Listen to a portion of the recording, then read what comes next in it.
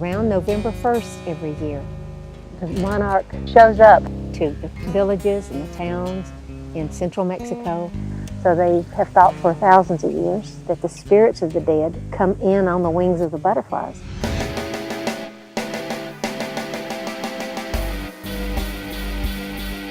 Since they arrived, the Day of the Dead, which is the 1st of November, a lot of people think that, you know, it's the souls of the dead. It's celebrated here, not like in the United States or in Europe.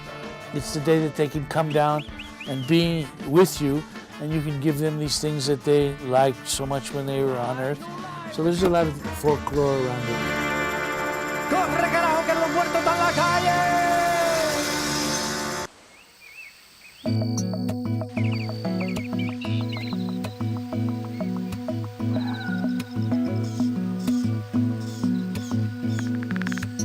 Some folks call them the Elvis of the insect world. It's charismatic. Because of the flashy colors, its unique story. That's a slippery slope. When you start playing with monarchs, you're going to get hooked. And the kids love it. The kids respond to it. Their life cycle is so incredible. It's completely 4 different cycles that goes from egg, Larva, pupa, and adult. They go through a complete metamorphosis. The caterpillars are interesting. They form a hard shell around themselves. It's jade colored with little gold flecks on it. It looks like some sort of jewel. And then they completely reorganize the cellular material that's inside. And then out of this chrysalis comes this absolutely magnificent butterfly. But it is the migration that really gives it value, because this migration that this butterfly is involved in is like nothing else on the planet.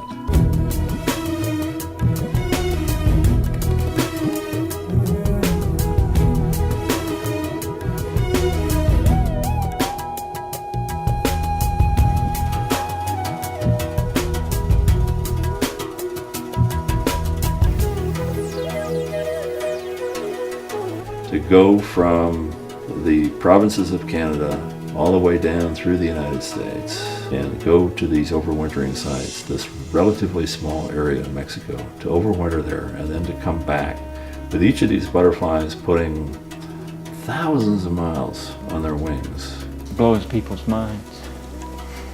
The fact that this tiny insect with a tiny brain can make it from Maine to central Mexico is just mind-boggling. Well, that's the big scientific issue. How did the monarchs get to these overwintering sites? The consensus is now that there's some sort of sun compass involved. Tiny bit of magnetite in their brain. Magnetic orientation. A pheromone that's on the trees. You know, it's one thing is for sure. They've been coming to the same places.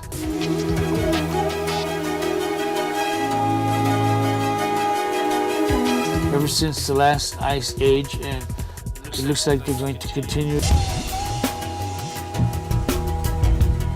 In Mexico, the butterflies go to overwintering sites that are located high in the mountains of this transvolcanic range.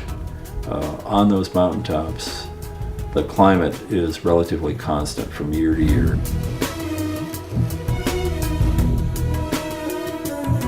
From December to the end of March, all of our guests come to see the butterflies. We have visitors from Australia, New Zealand, South Africa, China, and all over Europe.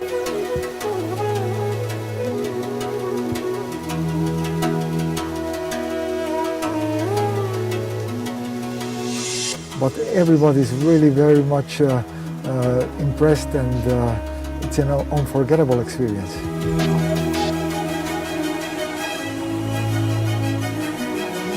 If it were a closed canopy, everything would be perfect. The problem is here is it's an open canopy now. There's a lot of damage. A lot of forest has been lost, and you can't bring back an 80-year-old tree or a 120-year-old tree. It's gone.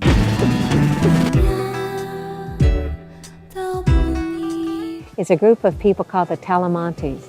It's almost like the Mexican Mafia. These guys go into these communal farms. They're heavily armed. They got automatic weapons. They have cell phones. And what they do is they cut the trees.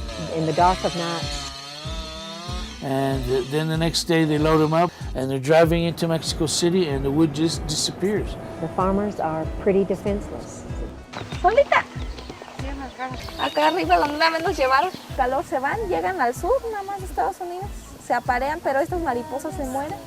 There are no longer forests that are intact, and they're not always good enough to protect the butterflies. In any direction that you look, the forests have disappeared. It's a disaster.